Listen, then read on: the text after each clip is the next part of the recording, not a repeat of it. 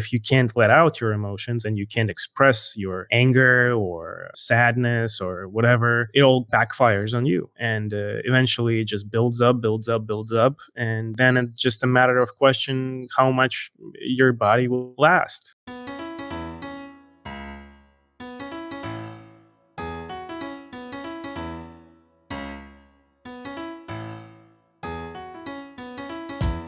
83% of Americans identify as not very happy, which can hold you back and negatively affect your relationships and your business.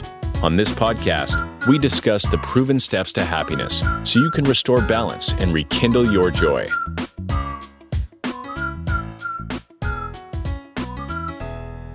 Welcome to another edition of How to Be Happier for Entrepreneurs. It's going to be a cool one today. We're going to talk about psychedelics and trauma and healing and happiness and all kinds of good things with our guest, Gevork. Gevork, welcome to the show. How are you, my friend? Thank you for inviting me, Brad. I'm happy to be here. Awesome. Well, I know we spoke, I guess, a week or two ago and learned some fascinating things about you and your story. And I think the listeners are going to get a lot out of this. So let's jump right in as we always do. Can you share with us the key experiences that led to this personal trauma that you dealt with as a child or as a younger adult, and how those experiences impacted your life both physically and emotionally? Sure. But before we get into that, I just want to say that, trauma is a very powerful motivator in human society. And even though the word trauma is, has a negative association, I don't think it's that black or white. And I don't think there is a person that has lived a life with no traumatic experience at all. Um, but of course, not all traumas are the same. I think nobody can avoid it completely in their lives, and whether it's a trauma from your childhood or adult life. Um, and I think the more important question is how you deal with it and where it leads you. Like there's a very good quote from a Rocky movie that it doesn't matter how many times you fall; it only matters how many times you get up. So I guess I definitely agree with that statement. Um, but And I echoed that sentiment too. I have yet to meet someone who didn't have some unmet childhood need, right?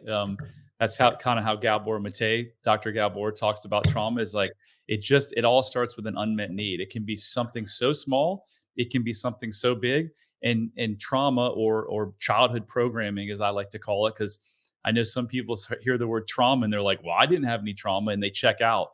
But like you said, very, very few people haven't gone through some traumatic experiences. I haven't met anyone so far. So it's not, I just don't want to like demonize the word because there's such a huge potential in the word trauma as something bad, and a lot of people use it as basically as putting them as victim all the time. And it's of course it is, trauma can be a devastating thing that happens to anyone, but um the more importantly, as I said, is how you get over it and what you take out of it. And basically for me, there's after my journey that I will of course explain and get into details. I just found that there's eventually two ways that you can live. You can choose to be a victim, or you can choose to be grateful.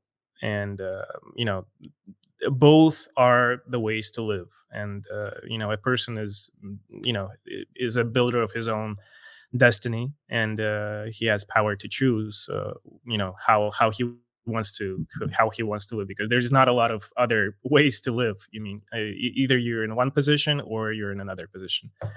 So Love yeah. it. So tell us about And your story. yeah, my story, I guess maybe it will be pretty standard or pretty unique for somebody, but I'll just start from a brief beginning. I was born in Russia, St. Petersburg, in 1993.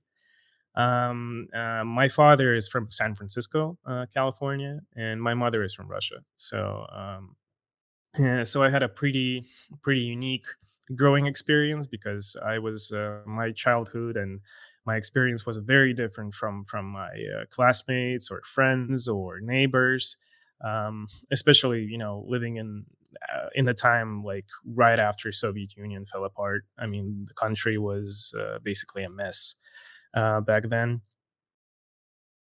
And I had and my parents are both professional musicians, and pretty famous.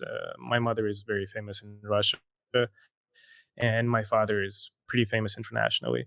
So I've been brought up in a very unique environment, traveling, seeing different venues, countries, famous people, rich people, and that gave me definitely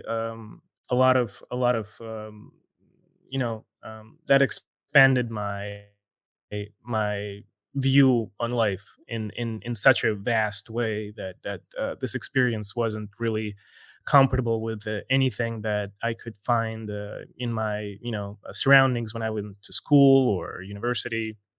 Um, and living with such unique families, such as both parents being artists, and in order to be artists, you need to be very self-centered, because you need to perform. You need to be, you need to use your ego very, very, powerfully, in order to attract attention, in order to enjoy being on stage, traveling, and everything. But um, from a child perspective, it's a very weird situation to be in, because even though my parents are very loving and I know they love me very much and I love them too, basically a child doesn't care about how famous his parents are or how rich they are or whatever it is. I think the most important part about, for a child is that their parents just give them love and attention. I definitely Right. got love. Don't get me wrong. I got a lot of love. Especially I'm the only child, so I just got everything they could possibly give. So, but I didn't get much attention, and that was definitely a part of the problem. Because, as I said, you have to be very self-centered in order to be an artist, especially famous artist, a soloist, and etc. But that definitely created a lot of tension, and it definitely a good platform for my trauma experience, unfortunately. um, because I always when you have such a um, high level of achievements in life as your example from your parents, I mean, you really have a extremely unrealistic expectations of yourself. You expected for you that you should jump Mhm. right to the same level and just start from that. But this is not the reality of things. You need to work, you need to learn, and you need to struggle and everything. But since I didn't see that, and I was born already when they were pretty famous and pretty well known, I always I took it as granted. So I just that's always like that. You just being born with that, and either you have that or you don't have that. And that definitely created a lot of unrealistic expectations from myself, to myself. Um, So, Gevork, and in addition to unrealistic expectations, I'm just assuming this, and you can tell me I may be wrong, but with two parents who are well-known musicians, were they gone a lot? Were oh you yeah, did you not oh did yeah. you not were you like cared for by a nanny or a family member or something? Oh yeah, definitely, definitely. I mean, they've been Mm. traveling a lot, and my father has been always traveling. I have a joke that he lives in an airplane. There's no, so I mean, the more time he sits in one place, it's the airplane. Anything else, he's just constantly on the move. New venues, new people, new meetings, new concerts, new projects. I So, mean, so, he has so a absolutely amazing life. So high expectations because you're born to Hmm. two kind of famous people, lack of attention, and always being gone. And we could probably go on. There's probably more stuff, but how did those things that and those are unmet childhood needs. As we were speaking before, Dr. Gabor says, uh, every issue in your life comes down to unmet childhood needs, right? How did those affect you physically and emotionally as an adult? I would say that it led to a lot of contempt, anger, and hate toward myself because I didn't know how to attract their attention. I mean, like, what should I become in order for my parents, kind of, take me as their career, or to admit that I'm as important as their career, because I even though I understand that there wasn't their intention in any kind, or it wasn't done on purpose. And because I guess right now, for the last 30 years, at least I'm 30 years, so 30 years ago we didn't have that much of a explanation on trauma, and we didn't even use that word that much back then. Yeah. Everyone just been brought up, and every family is different, and you know uh, life is not a fairy tale. As they said, some bad stuff happens, some good stuff happens. You don't choose your parents, and just the way it is. But now, with all the studying and everything, I mean, we realize that so much is being done when you're a kid. I mean, and while your brain develops and everything. So, in like a retrospective, of course, now I can definitely tell that this led to a lot of emotions that I couldn't get let out. And if you can't let out your emotions, and you can't express your anger, or your sadness, or whatever, it all backfires on you. And eventually it just builds up, builds up, builds up, and then it's just a matter of question how much your body will last until it breaks down. Because, as you remembered, Gabor Mate, I'm a huge fan of him, by the way.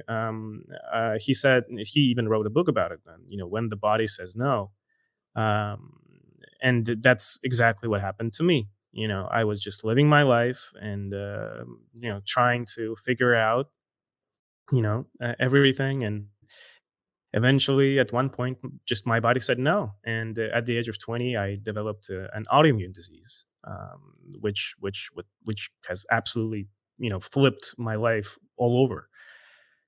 And it set me on a absolutely amazing but very difficult journey. I can't recommend that to anyone, but speaking, in a retrospective, I'm definitely grateful for that experience, even though I wasn't for a very long time, of course. And I was in a position of a victim, absolutely. And even when I got sick, I didn't, even though I wanted to get fixed and healed. I found so many benefits in being ill. I was shocked, because now I had excuse to say whatever I want, to not touch me anymore, or leave me alone, or I don't want to do Well, that, or how about just the opposite? Did it not get you attention? oh yeah, absolutely. That's Did it exactly get what it gave me. That's and exactly what it gave me. did it get you attention from your parents? Oh yeah, 100%, 100%. Incredible. Absolutely, So absolutely. That's so exactly what I was desiring. Just I incredible. did probably I didn't find any other way of getting it. And basically, there's a Russian saying. I actually don't know how to translate it, but the rough translation is that basically, in order to piss my parents, I will sit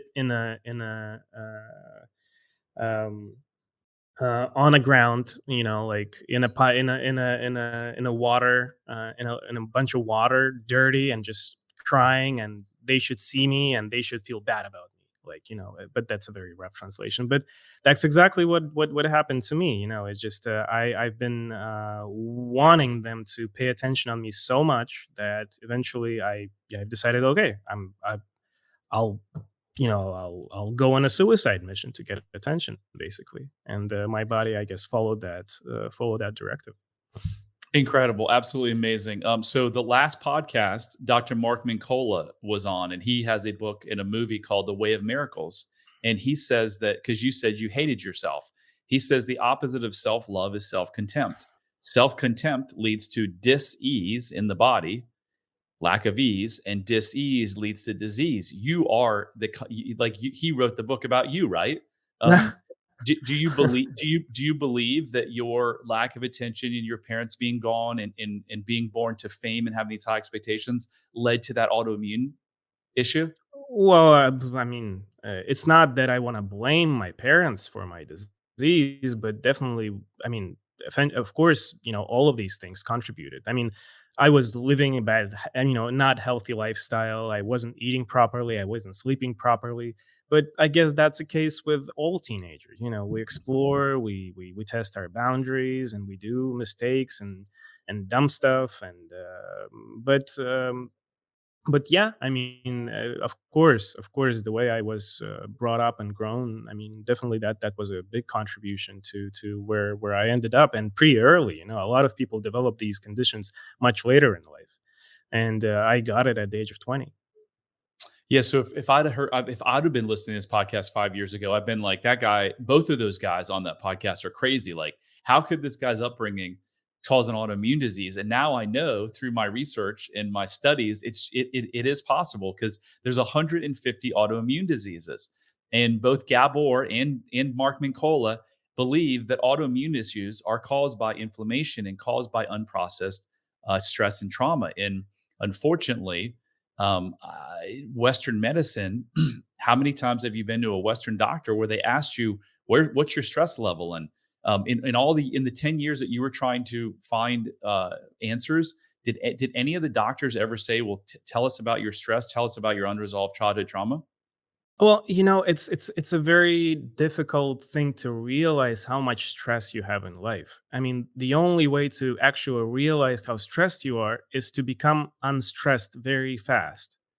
At least for a brief period of time. So, like when you can actually breathe, with your full lungs, and realize that you've been actually breathing just 10% of it Wow. all the time, and that's why this question is not, helping in for a lot of people, because they don't even know like what's not being stressed like. Mm, They've been born, they've been brought up and raised and everything, and they're like, and the doctors ask them like, how stressed are you? And he's like, well, I mean, not more than usual, but like, what's usual and what's normal and what's high and interesting. what's low?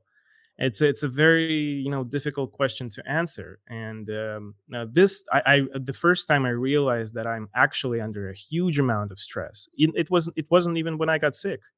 I didn't I thought I was okay. But then just one time, I took an antibiotic because of the other thing, and my digestive system just shut down and started bleeding and Wow. ulcers, and I mean, it was a surprise. It wasn't like a long, slowly, ongoing thing. It was very rapid and out of basically nowhere. And the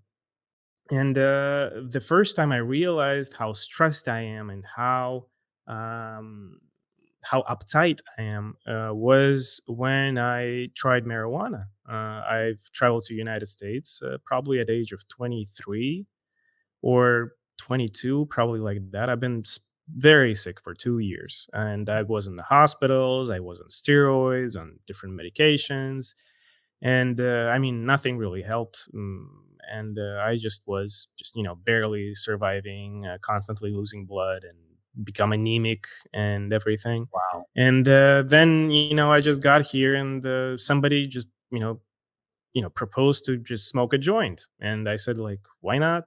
Why not? And I did, Hell. and I was so shocked by like how relaxed I got and how my symptoms went away. I mean, Wow. I after I've tried weed and smoked it, a couple of times a week, in 2 weeks I was in a complete remission. Wow. When no other medication at that point, that was 10 years ago, not did really help me. Of And why course do I you think didn't. that why do you think that was? Both. It worked as it stopped. First of all, it's a great anti-inflammatory thing, and it calms down your stomach. So when you have Crohn's disease, such as I do, it's you have constantly cramps in your stomach, spasms and everything, and this just switched it off. It got me relaxed on my physically, so my body got relaxed, and it actually relaxed my mind. So I went to sleep, I slept Mhm. properly, I just stopped for a moment. First time in my life, I just stopped and had a time to think and actually realize how uptight I am, and how and what is being relaxed means. Actually, the first time probably. So that was a huge revelation for me, and I was so surprised, and I couldn't even believe that, because I tried so many medications, and now just a couple of joints got me into remission, and it feels like, even me telling it now sounds ridiculous. But I started to read, and I saw that cannabis is being used in the United started to being used back then in the United States for different autoimmune conditions and Crohn's disease, especially. And that was very surprising for me, because I didn't quite understand anything about it, and I just started learning and reading doctors' reviews and how cannabis works, and eventually that's what got me into the psychedelic space. So So, that so that tell was so, t- so tell us about that. Obviously, you had a big breakthrough with a non-traditional drug, and you're like, "Whoa! If this works, let me look into other things." So, you tell us about the next step you took and how that's transpired over the last however many years. Yeah, absolutely. So I've started to learn more about cannabis. I got so fascinated by it that I've decided to join the marijuana cannabis industry in 2018, when it got legalized in California for recreational use. So I went and started to work at different companies and etc. And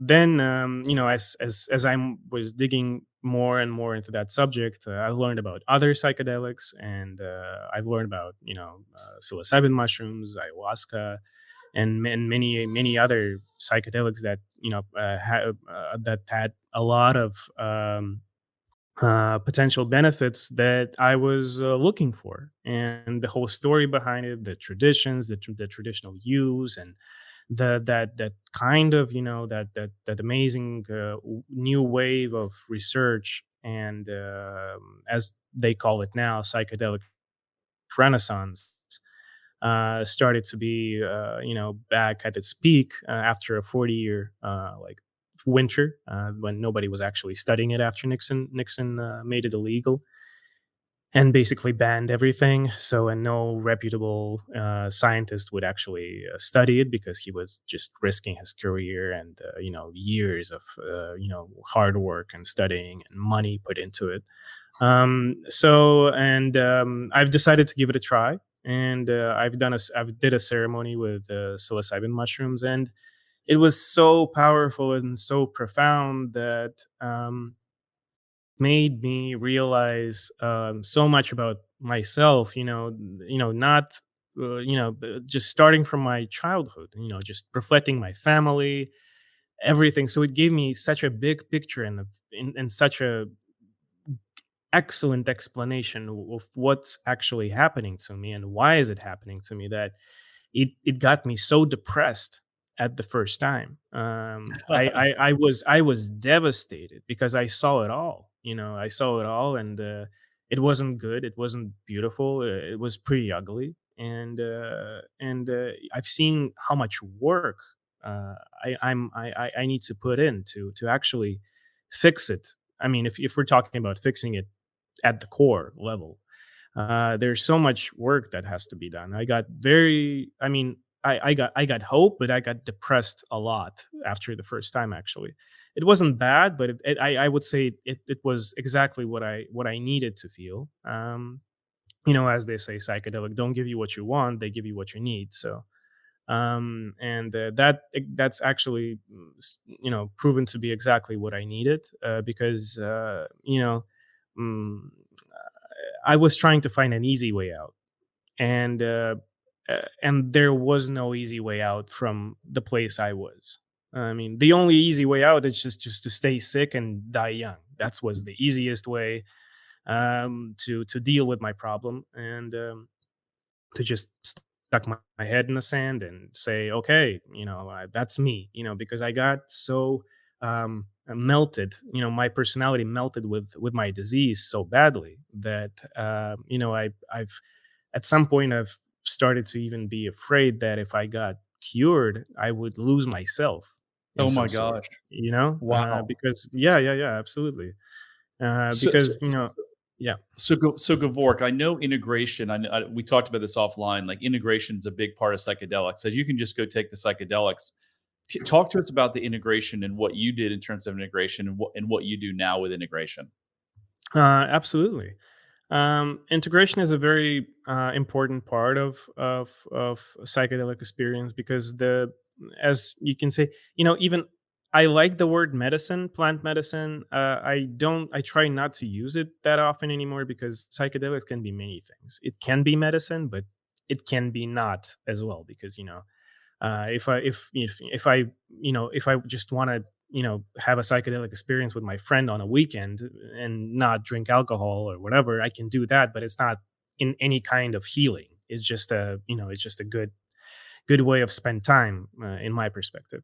But it definitely can be a medicine. It definitely worked like that for me, and integration plays a crucial role in psychedelics because the healing actually comes from integration. Like the actual experience is just showing you the way, but Mm. integration is walking that way, and that's very important part because a lot of people they get this psychedelic experience and they realize everything, but as soon as the psychedelic experience is gone, they kind of got back on the old track and just continue do what they do because just the routine sucks them in, and that's it. But if you actually integrate your experience with therapist, with coach, with guru, with books, with some strategy you have, it will have a 10x benefit, or maybe even 100x benefit compared to no integration at all. So integration, basically taking what you learned when you got quote slapped in the face or whatever you used, and you had that depressed state because you're like, wow, it was pretty ugly. It's actually then taking that and processing and working through it so that you can get that reconnection with yourself. Is that right? Oh, absolutely. 100%. 100%. So Gevork, what do you do now? I know this is kind of your life, right? What do you do to help people through some of the similar things that you dealt with? Um, Sorry, it was breaking up. Can you repeat that, please? Sure. What you now you've dedicated your life to this, I understand. So what do you do to help people heal now? Oh, absolutely. And as we were talking about trauma and its impact on people's life, my trauma definitely had an impact on me finding my purpose in my life. And for that, I'm incredibly grateful for whatever happened to me. I can't recommend it to anyone because it's tough and it wasn't nice in any case.